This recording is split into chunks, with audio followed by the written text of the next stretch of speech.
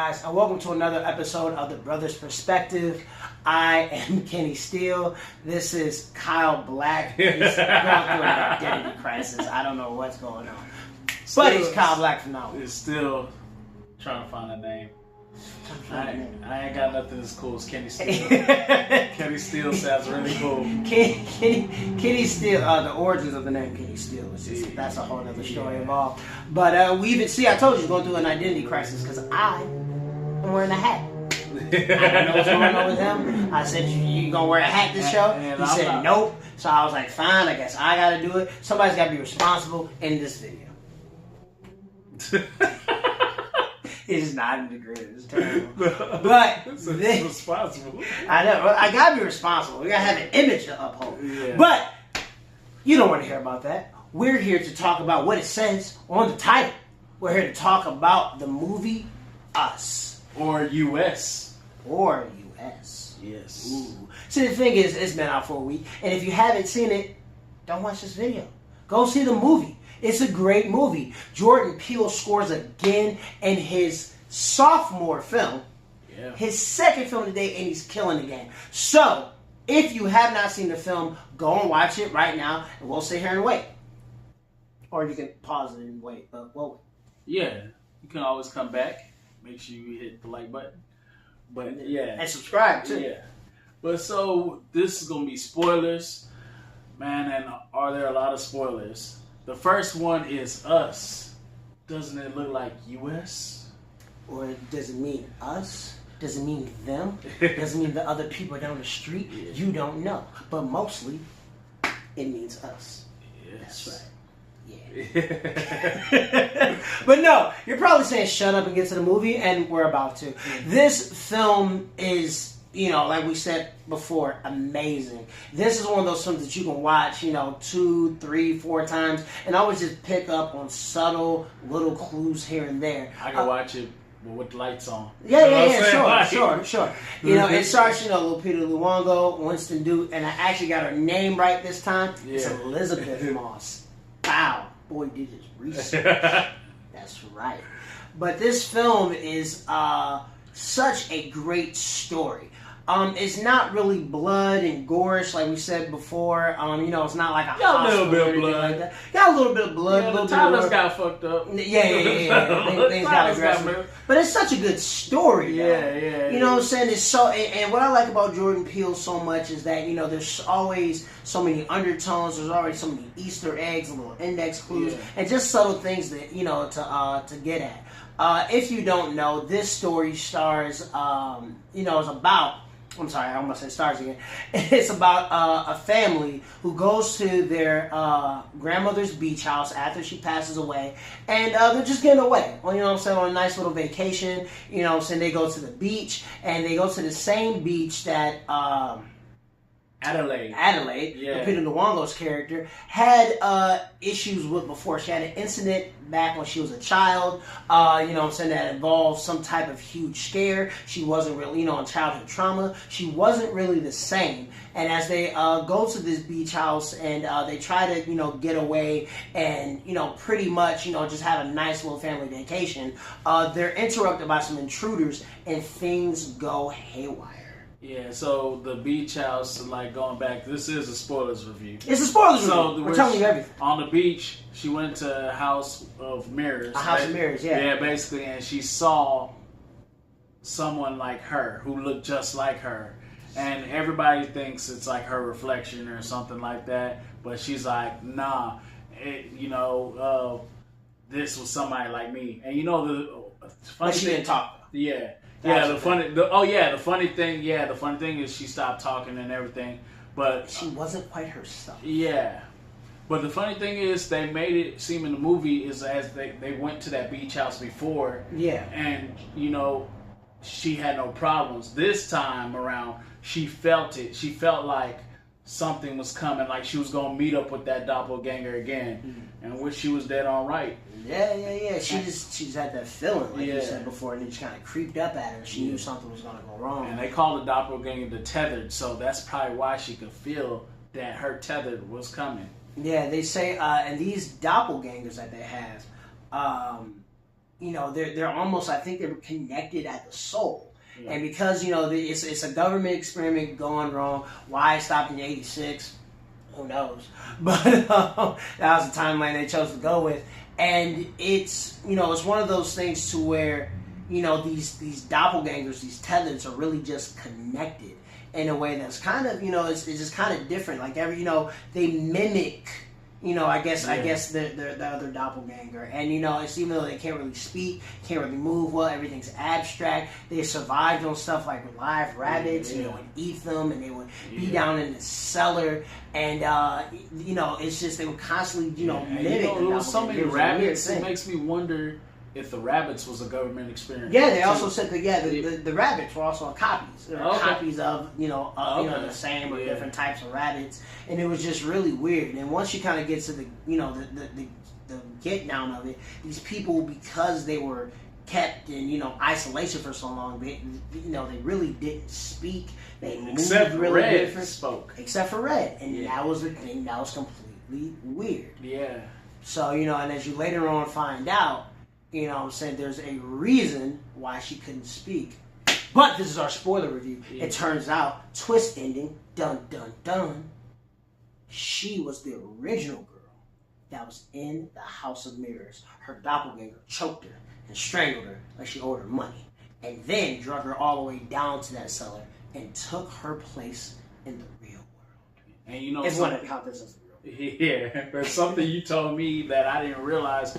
I was thinking, I'm like, okay, Red can speak, but I was like, why is she speaking like that? But then I was thinking maybe it's because she had no connection with people for a long time, but then I forgot that the little girl choked her. So I'm like, this little girl's strong as hell. Yeah. She choked her to the point where she passed out, and her vocal cords were damaged. Yeah. At a young age. So when she spoke, and on top of that, the other doppelgangers didn't speak. Yeah. So even when she started to have trouble speaking and she didn't communicate much, it was kind of just like her vocal cords were kind of. I think what Peele Nwango said.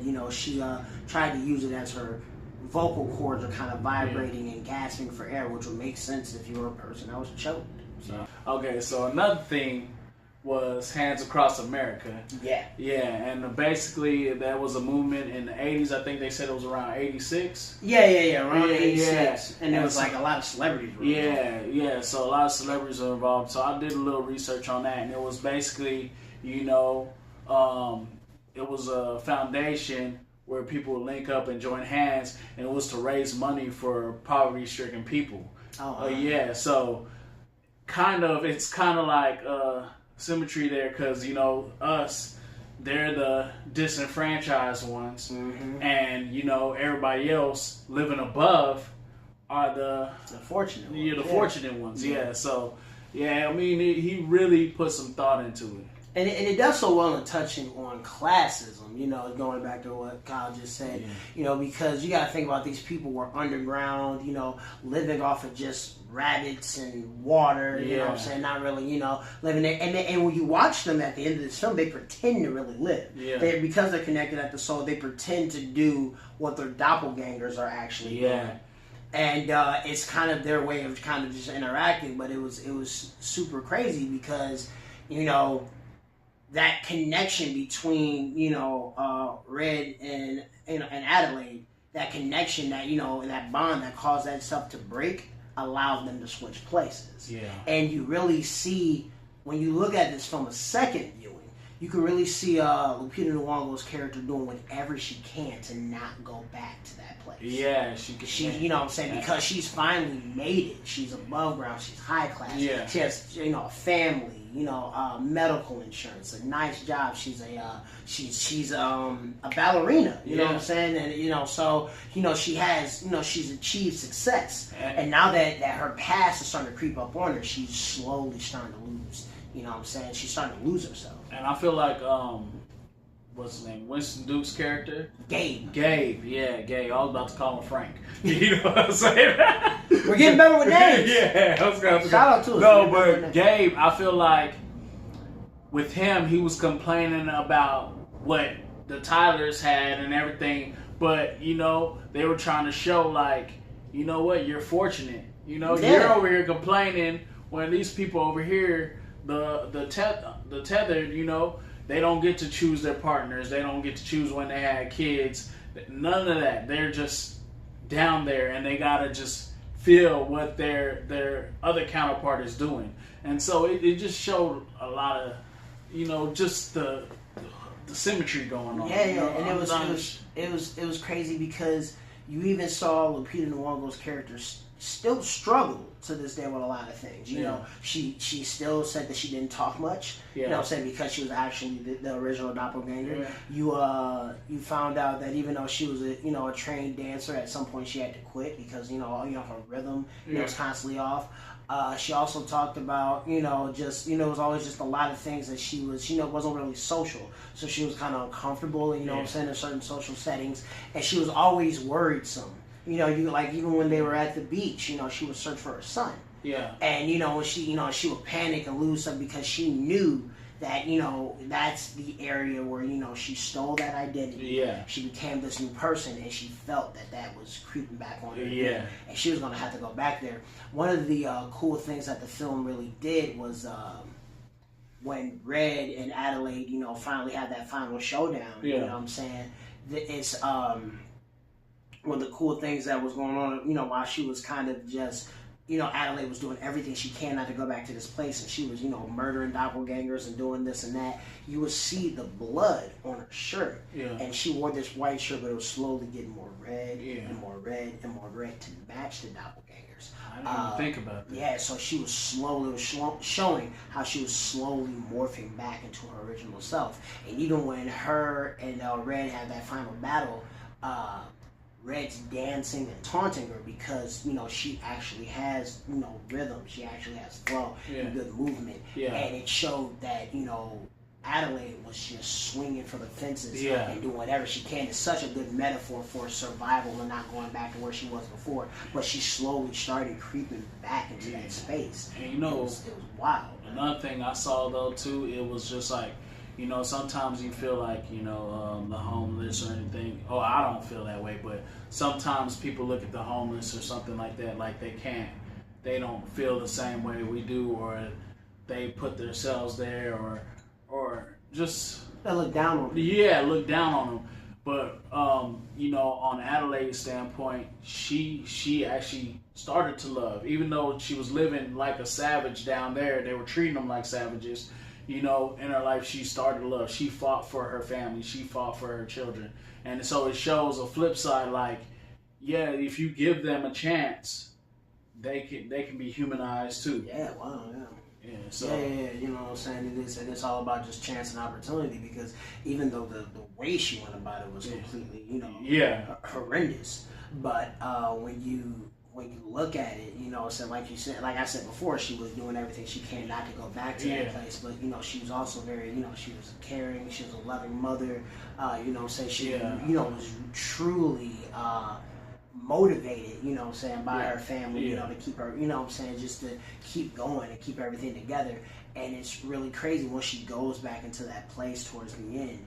You see the savage start to come out. You see her start to lose it. You see the way she moves and the way she's mimicking stuff. And at first, I was like, oh, that's crazy. That's her doppelganger. And she had to I thought it was a metaphor, like she has to turn into her doppelganger in order to defeat her evil self and so and so. But no, she is the original evil. She was that original girl right there. And it was just kind of mind-blowing. And it's such a crazy metaphor that... even, everybody in this movie was materialistic. So like you said with Gabe before, trying to, have what the other family had, and the daughter constantly, being in her phone, and the son constantly starving for attention. Yeah. And, Adelaide had to go to that place in order to defeat her doppelganger Red, but she had to commit so much evil.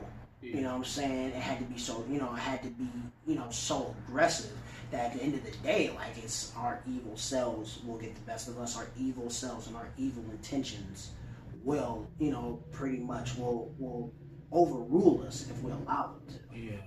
And it's just like, oh, didn't expect that out of a horror movie.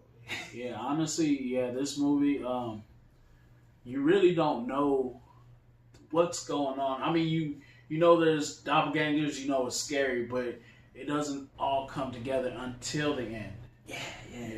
Was there anything more you wanted to see Out of this movie, because you know what, Jordan Peele, and as we touched on before, many a times, Jordan Peele is one of those directors that is just like, he just takes you along for a ride, man. And it's one of those things where it's just, it's going to be different. It's going to be, thought provoking. It's going to be deep. It's going to have a message, regardless of whatever he touches. When he's behind that camera and he's directing. And honestly, you go in there not knowing what to expect for the most part. So therefore, with that being said, you don't really know what to ask for. Yeah. I'm pretty sure most horror fans, correct me if I'm wrong, comment below, but most horror fans will probably expect, more blood, more guts and gore. But at the end of the day, if you can tell such a great horror movie, if you can tell such a great story, at the end of the day, great story is all you can really ask for. Elements of suspense that kind of keep you on the edge. So I think like we touched on before, the imagination is probably one of the the biggest manipulators of horror while you're sitting there. Because I was sitting in that chair like, dear God, what's gonna happen next? Dear God, and your mind's racing, and he's able to put you on the edge of that seat along with telling a great story. So what more can I ask for? I didn't know what to ask for, but he gave me something great. Yeah. So I think that's something to be applauded. Yeah, one thing I do like about horror movies, I mean, I don't watch them as much as I used to, but one thing I do love about horror movies, even the shitty ones, is the backstory. Yeah. You know what I'm saying? Like there's always a story. Like, how did this person end up like this? You always want to know. There's always a backstory to it. There's never just, this person's out here killing people, or this monster is out here. No, there's always a backstory. There's always something in depth that they go. It's kind of like Nightmare on Elm Street. The story with Krueger and the neighborhood coming after him, or Chucky. Even though it became more of a comedy, even in the beginning, it was more about a serial killer, being chased down by the cops, and he throws his soul into this dog, and it's stories like that. I think. It's even though they're simple, or it may not be the biggest, the biggest cash grab or grab your attention, but I think it's stories like that kind of suck you into the beginning, and it makes you wonder what's going to happen next. And I think that really is what's most important, because you'll continue to get people to figure out, well, what's the next chapter? Yeah, they always want to know what the next chapter is. And I think just that element alone, like once you got them on the story, it's all good. Whatever elements you want to add next is fine. The biggest thing about Saw, a lot of people are just trying to figure out how these people got there, what they'd have to do to escape with their lives, and X, Y, Z. So it's kind of one of those things where it's just like, what's the story first, bro? And then we'll kind of just come in droves, But speaking of it, this film was such a success. Shout out to Jordan Peele. 70 million in his first weekend, man. The records that it broke for a horror film. The records that it just broke, and just for horror in general, man. That's got to be applauded. Yeah, I didn't even think I was gonna go see it the first weekend, because everybody I asked to watch it with said no. So you'll be surprised. There's a lot of people who don't like. Horror, Yeah, and I think it's one of those things because a lot of people are so at first are so closed off. Yeah. Due to how we've evolved in horror films from the paranormal stuff, that they had kind of like in the early 80s, and you go to, the late 80s, 90s were slasher films, and, the early 2000s where you have your paranormal activities, and it goes back to being, demonic possessions, and now they're recreating classics like Pet Sematary, the Michael Myers film that just, Halloween film that just got made, even Child's Play is supposed to be coming out later this year, I believe. I would definitely want to see that. So it's just horror has kind of had its ups and downs, but the thing about it is people at the end of the day, they either like to be scared or they don't. I'm personally not a fan of horror films, but Jordan Peele's such a great storyteller. It's like, how can I not? And then sometimes if they do have a great story, You know what I'm saying? Like, I, for one, was a fan of all the Halloween films. I definitely did this. There's no shame. There's no shame in closing your eyes and doing this, taking a peek and doing this, turning again. No shame in that whatsoever. But the story of Michael Myers was so crazy and captivating, so bizarre. The doppelgangers, if you really look at it, were really challenging their tethers. They're challenging them to really dig deep and be, you know, well, it seemed their like best selves. It seemed like their family, Lupita's family, the doppelgangers were more like hunting them. You know? Yeah. Where the other doppelgangers across the world were just murdering them. Yeah. But I think it's because Red she lived both worlds, you know. So hers was more of a, you know, I'm gonna torture you because I was tortured down there. You know, I felt like that's what's her storyline. Because at first I'm like, why didn't she just kill him from the get go? But then when I found out, hey, you know, she's actually, you know, she used to live up here. You know, she's the original. Then it made so much more sense. And it was crazy because even when they go to touch on how connected they are, they talked about the ballet and her being a dancer, and the way that the tethered knew that she wasn't one of them was because she danced so well. A lot of people down there moved really awkwardly or really couldn't move well, and she was the only one that could really you know, move well, you know, actually speak, and she was smart, you know what I'm saying? Even when they tried to mimic, you saw them trying to mimic classrooms and schools and stuff, and she was very smart, and she had ideas, and she's the one that really inspired this uprising of these people to really just go ahead and to murder, you know, for, you know, just put it straightforward, you know, their counterparts. And it's just like, and it was crazy. And when I saw them kind of do that stuff from family, because I was thinking the same thing too. Even after you watch it the second time, you just like, Red, just kill her. You know what I'm saying? Stop playing with your food. Just kill her. But you know, it was more than that. She wanted her doppelganger, her tether. She wanted her to suffer. You know what I'm saying? And you could, and it's so funny when you watch this film a second time, you really see the fear, the sorrow on Lupita's face as she played it. So when you originally think it's fear that, you know, this clan has come to murder my family. This demon that haunted me and traumatized me is finally back, and it's going to kill me, and I'm going to die. And once that cover's unveiled, you realize, no, you're coming to pay every, you know what I'm saying, every debt you owe. Like, rent is due. It was knocking at the door. Even though Adelaide, the fake Adelaide, as what you call her, she got away and everything. You know, now, like how the movie ended, I feel like her son knows the truth. Oh yeah, her son knows the truth. Yeah, her son knows the truth. So even though you did all this and you felt like, oh, you got away with it, she's still gonna have to live with her son actually knowing the truth and probably looking down on her. You know? Yeah. It's one of those things. It's crazy because, like I said, we saw that evolution and how she, you know, how she had to revert back to her old self and pretty much in order to survive and just get her family out. But you know, you really see on her face, you know what I'm saying, you think it's genuine fear, and it's such a metaphor. Like anything that you've done is karma, man. It's gonna come back to you.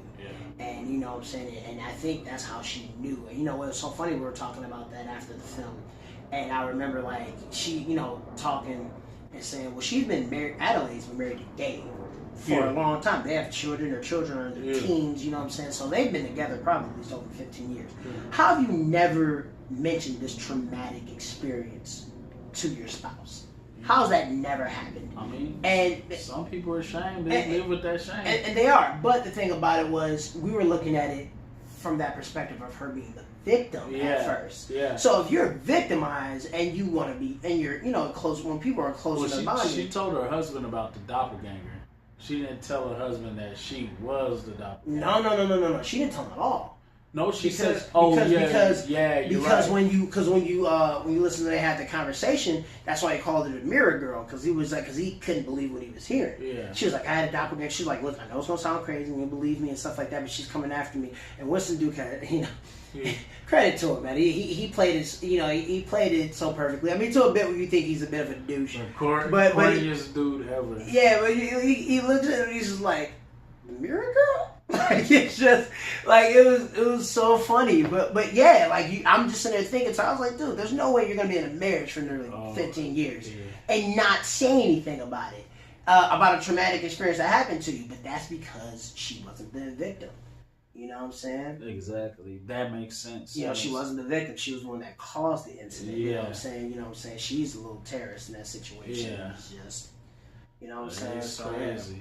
But if y'all haven't seen the movie, definitely check it out. Definitely check it out. It's so much, man. It's a reason why this movie made $7 million. You know what I'm saying? This weekend, bro. All kind of barriers. The acting is incredible. Even I messed up her name earlier. I apologize. You know what I'm saying? Elizabeth Moss. But even she does a great job in this movie, and it's with playing her regular self and the doppelganger, playing such a materialistic, showboat, rich, female product of Amazon heiress. You know what I'm saying? The next thing you know, she gets murdered by a psychopath. I mean, you know what I'm saying? It's, you don't cheer for it. Oh, and by the way, shout out to that scene to where she wanted to call the police. Oh my God, in our original review, I want to tell you guys that's so bad. But shout out to that scene where she's originally calling for, she goes for, I think, Siri or whatever Apple it's Amazon Alexa. Yeah, it's Amazon Alexa. Thank you. She's like, Alexa, call the police. And then fuck the police starts playing. And it's so damn funny. It is. Oh my God. Like, I mean, you don't want like too much comedy in your horror films. I mean, Chucky had a little bit, and then it did too much. Nightmare on Elm Street had a little bit, but it did too much. But this kind of played the comedy perfect. Yeah. And it was just in small little spurts. And I think it was that, and just the whole fact that the oldest daughter had to go up there with that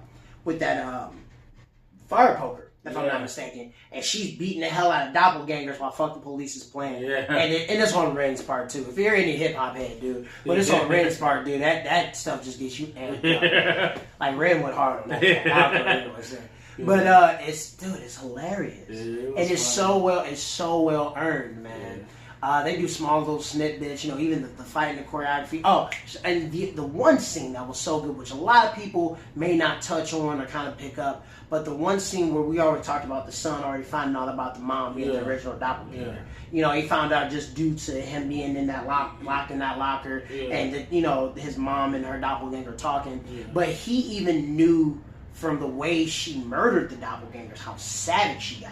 Yeah. And I'm pretty sure if anyone has ever seen their parent, of course, being a loving, caring, considerate, nurturer and caretaker, and all of a sudden they turn into a killer and a brutal savage, you'd be like, how'd you just graduate to that 180 in less than 4 hours? Yeah, it all makes sense though. Like I said, once you get to the movie, because she was literally, and don't take offense, she was literally like taking the male role, the man of the household type of role. She was like, no, stay here. Let me check it out. She was the aggressor. Yeah, she was definitely the aggressor. She was like, this is my family, She she was like, man, I did all this to get here. Now I'm gonna have and not to say any woman wouldn't do that. Yeah, of course. But I mean, honestly, But it's kind of one of those things to where, she took so much charge, and it was just that she was so comfortable with being brutal. Yeah, and her son, and her son, though, man. Like, how you gonna let your wife do it? Gabe was a little something, but I mean, at the same time, he had a knee injury. He had a knee injury. You know what I'm saying? And he wasn't. And it's our fault. Okay, we're sorry, Winston Duke. You're such a great actor. Okay, we loved you as M'Baku. He played the punk well. He did, but he was in M'Baku first, and now he's soft Gabe, and it's just like he played this doppelganger well too. The doppelganger was hilarious. So doppelganger couldn't speak, but God was he brutal. That was dude.